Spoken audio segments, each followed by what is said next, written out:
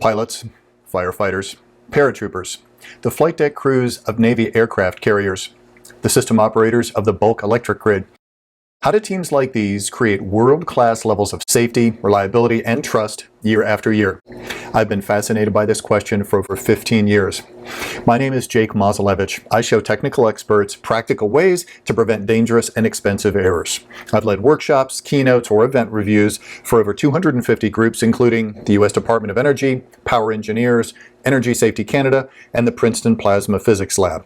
The practical methods I share come from my experience as the human performance lead for over 3,000 technical experts in a big electric power utility, and from hands-on service as a firefighter, an EMT, and a military paratrooper. In this fast-paced presentation, you won't get a lot of academic theory or vague concepts. I don't buy into the false dichotomy that some models are right and other models are wrong, and I'm always skeptical of what's popular. Instead, all of my work is built on one principle. All models are wrong, but some of them are useful. So in this presentation, you'll get 7 practical steps that you can put into action immediately.